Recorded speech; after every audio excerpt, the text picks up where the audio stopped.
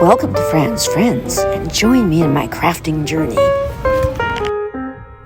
Fran, we are weaving summer slow, a tapestry of where to go. Welcome to Fran's Friends. Here we are, July and August, and the summer is going by quickly, but it's been a very interesting summer. We've been affected by many things, specifically the weather. And what that has done is it's changed your mode of thinking of things that you can do. So actually what I had to do was switch up my sewing machine for this, a paintbrush. So now I have a painter's hat and a paintbrush because I could not justify working in my workshop when so much needs to be done outside. So what I did though was I wanted to try and pull the two together. So I did a video in July about Fran's garden art and how you can incorporate your crafting creativity into your artwork for outside. So several things that we did is also, which helps to downsize what you're trying to do to make your yard a little less work. So as you can see in front of you, what I've done is I've taken some just basic 2x4 wood. I purchased a couple of dollar store birds, and I did an art creation using shells and the birds. But what I did do was I incorporated and developed a color scheme. So my love for Greece always brings me back to the beautiful blues and the blues of the oceans and the blue of the sky. So all of the artworks that I have incorporated into my yard have a combination of maybe 2 or 3 different colors, as long as different textures. You can see the shells here, the little ceramic birds, but also the use of marbles and sort of decorative little glass beads. So I painted this, and then what I did was I sprayed the birds. And then I thought, okay, it looked a little plain, so I did a splattering of the blue paints just over the edges of the actual shells. And there is an art piece that probably cost me the price of these little birds. I think were about $2. And then the shells have been lying around the house for many years. And then just a couple of pieces of wood from the backyard. So you have an art piece, and this sits on a little table in my gazebo. So simple things that you can do. Here's another way of actually bringing forward your artwork. And this was an old picture frame that I had picked up at a secondhand shop. It was white, so I sprayed it black. And then what I did was I used that same blue spray to put forward a little bit of a finish onto the piece. And then I made my wooden fish. And my motif for my garden is a nautical theme. So I used just buttons, glued on buttons for the eye, and then also painted the fish and then sprayed again with the blue. So there's lots of things that you can do in order to tie your yard together so you've not got a hodgepodge of all kinds of different colors, etc. Now, I'll also add some pictures of other things that I've done in the garden to tie it together. As a simple example, if you have an old rug, I had an old front doormat, and I sprayed it the same blues and put it next to a chair that sits by the door. And again, that ties it together. So other things that you can do is when we talk about the dollar store, there's artwork that you can do that you can put outside. And I came across a few in the evenings when it was too hot to really do anything. That's when I was doing some research on my resources for July and August. So here's one of the resources that I came up with. And this is just a dollar store picture of a little donkey. And all it is just basic flower pots. So lots of things that you can do to incorporate flower pots or bits and pieces of wood or that type of thing into your garden art. Here's another example of the flower pot motif. This is a washboard for the inside for your laundry room, but you can do all kinds of different things for your outside as well. Here's another picture. This one is with a can, and all you've done is made just a simple little butterfly out of an ordinary can with some paint. And I wouldn't use anything that would be, once it would get wet, but you could use metal, you could use rocks or beads or anything to incorporate it into making wings and this type of thing. So that's another good example. And then lastly, here's another one, quite a little bit more ornate, made out of, again, flower pots. So lots that you can do in the way of pulling your art to your projects in the garden. Now, if you, with the fish that I made, I have my own bandsaw. But if you haven't access to a bandsaw, find somebody who does, or ask a woodworker who loves to do that kind of thing to help you out by making you a few fish or a few animals. And this is a scroll saw book that I have with just different patterns in it. And I'll enlarge a pattern and then cut it out and then paint it. And then your world is your oyster. So there you go. So, again, the weather played a huge dominant role in my July and August.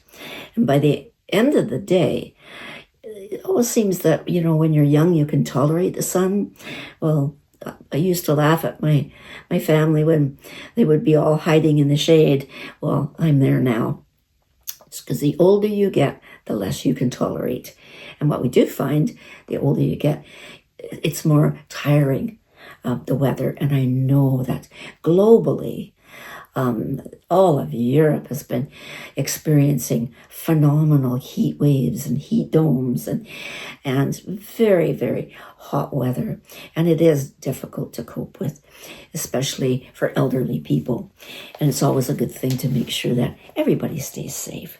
So, but again, you cannot justify being inside when that blue sky is out there. So other things that I thought about after this, and there's only so much you can do of that during a day, that I thought, okay, let's be a little creative. What other types of things can I do outside by bringing the inside out? So years and years ago, when the year before my son was born, my father-in-law gave me this rocking chair for Christmas. And this chair is 43 years, or actually 44 years old. And it's gone from room to room. And I thought one of these days I would really like to redo it, recycle it to give it a little bit of a different texture to it. And embroidery, or not embroidery, but upholstery. So I came forward with an idea, and what I did was, it took me many months inside stripping it. And I thought, with the weather being as it is, I have a table outside that I can use to stand the chair on, and I can work on it and do an indoor project outside. So this is what the chair looked like, and this is now what the chair is beginning to look like. So it's gone from that to this. What I did was I stripped it down, I sanded it very thoroughly, and this has taken me several months to be able to do this. It was impossible to take the chair apart because it was rivets in it, so you had to painstakingly sand. So then what I did is I used a chalk art method to paint the chair in a cream color. And then I used a chocolate wax to finish it off. And that's what the top of the chair looks like. So that gives it a little bit of a color to it that goes with my living room. So then here's actually another picture of what the chair is starting to look like. And this is the upholstery fabric that I'm going to do the chair in. This is the braiding that goes around on the seat. And then this is the fabric that I'm going to use on the seat and the back of the chair. So again, they're projects that are indoors that you can take outside so that you're utilizing the sunshine, but you're also accomplishing something a little bit different. So, and again, that brings back memories. My cherished father-in-law, and the fact that that chair was bought the year before my son was born. So lots of good things that bring back the memories. Now, last month, what we did do as well was our videos. We did craft your own tea towel out of a basic tea towel to make an apron. And I gave the pattern as well as the ideas about making this simple tea towel apron as something that you could put into your craft fairs or your Christmas, bazaars, that type of thing. We also did the Fran's Crafted Garden, and we also did the video on Plight of the Canvas Bag, about crafting with versatile, the use of canvas bags in your artworks, in your soft sculptures, even in your outdoor projects. You can use canvas and then paint it with acrylic paints, because that paint really sticks very nicely to it. And then afterwards, spring it with a varnish to give it the texture that it needs to keep it from any moisture. So that was the canvas bags. I also showed pictures of the canvas projects that I've done, like my frogs, my Mexican stork, and those types of things, and what you can do with a canvas. It's amazing. So we did those projects. And also, I did mention that I'm having to start to think about preparing for the Vancouver Island Exhibition in September. And one of the things that I came up with, I showed the video of doing, taking my picture of myself in my AI picture from my business or my crafting card, and I put it onto the computer, onto a canvas material, and copied it. And that's what I'm going to be putting onto a canvas bag, as well onto a canvas apron. But during the hot evenings, I kept thinking, other things that I could do. And I remembered my son in grade 8, and in Canada, and especially in our school system, all children or kids have to take a home economic program, one semester of a program in their high school or junior high. And that was in grade 8. And you had a few things that you had to do, like making baking powder biscuits or cookies. But there was always a sewing project. And that sewing project was an apron. So thinking of the VIEX, thinking of my son, and a memory, because everything he ever made, wrote on, painted, I have kept. It's a good job I only have one son. And this is the apron that he made in grade 8. So this is many years old. It's got nice pockets on it. And I must say, he did quite a lovely job on it. I was quite impressed with his sewing skills. I wonder if he got it from his mom. That's a good laugh. So what I decided to do is I'm going to utilize an already made apron and put it on. And I'm going to incorporate my one canvas picture of that I had done on the computer onto the front. And I'm going to, this one I'll be able to sew on with either as ragged stitch or, like a binding around the edge. And then what I'm going to do is I'm going to put my logo on the pockets on the front. So this is going to be part of my exhibition, VIEX apron for September. And again, it'll give me another opportunity to do some more work on the computer on making fabric stencils or pictures that you can sew onto your projects. So that was another thing that the juices were going when you're too tired to do anything else, but your brain doesn't stop. So that was lots of fun to think about and of things that we can do. Now, the other thing I was able to do during this really extensive hot weather is I did a lot of working on my resources section. And the resources I always take a picture of the resource and then go through it and see which ones that I would like to forward onto you. And one of the things that came up that I've done a video on, or resources many months ago, was on the use of latkans. And those are the really quite cute little made, I call them baubles, that hang off of your dress. Or I do believe it's a Middle Eastern type of adornment to clothing or bags or that type of thing. And they're beautiful, very simple to make. And so I've got a listing of probably maybe 15 of them, most of which I cannot pronounce the names. So what I'm going to do is I'm going to type them out onto the computer, and then I will send them as a page and attach it to the video so that you can get a copy of it, so that you can check into these. One of the couple of things, when I first saw the use of latkans, it was mostly used for clothing. But what I've noticed that they're using them for wall hangings, artworks, and also in the use of making floral arrangements. They're making ones in the shapes of roses or tulips and that type of thing. And they come on as an actual floral arrangement, and they're beautiful. So lots to do. There are a couple other ones that I will talk about now. And one that I've sort of scoured through a little bit and found kind of neat, because lots of people are drinking pop during the hot weather. But what do you do with those little, tabs? And you want to recycle them because they're a metal. And there was 2 or 3 actually. One was called Dolly Crafts, and it uses these little caps to make little art pieces, little animals.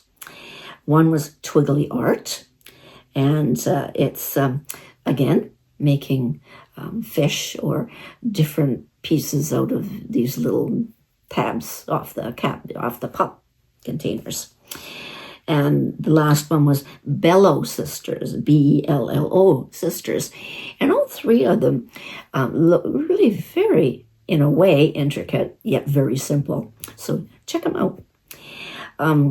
Decoflor, because I'm usually really into the felts, love looking at felts, and the use of how people use felt materials to make projects. And one I think I might have mentioned before was Decoflor, and it's DECOFLOR, and she's very intricate in her works with felt and her use of embroidery stitches and that type of thing. There was another one called Knitting Woman and Embroidery, and that is more of small animals and that type of thing. This is quite good. Alice's Crafts Gnome Patterns, using smaller gnome ideas, like one with a star made into a gnome, a stuffed star, and it's a little bit different, interesting techniques. And one that I felt also, again with the felting, was Sewing by Bucar.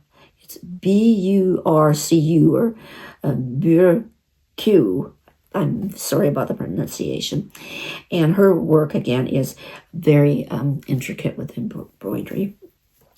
So again, I'll put in the listing of the 15 of the latkans into this month's resources. And resources is because of the heat and whatnot. It was easier to sit, scroll through, YouTube and Facebook and find these beautiful, wonderful resources. So for August, we're not quite sure, dependent upon the weather, and if we can get some rainy days, I can get going. That poor little camel is still in the works. The canvas aprons and canvas work is on the go. I'll show you what the finished product of the rocking chair my father-in-law gave me will be, because it should be finished by the end of August. and anything else that pops up onto the horizon. So, and then by the beginning of September, we're looking into the fall. And then, of course, we've got into Halloween, Thanksgiving, and Christmas. Now, poor little Christmas in July and August, I have to catch up because my tree, decor has been a little bit behind. So do forgive me, but I'll just blame it on the weather. So again, thanks for watching. See you soon. And if anybody's willing to come and help, I could use all the help I can get. Again, thanks for watching. Bye for now. A memory our joy has made.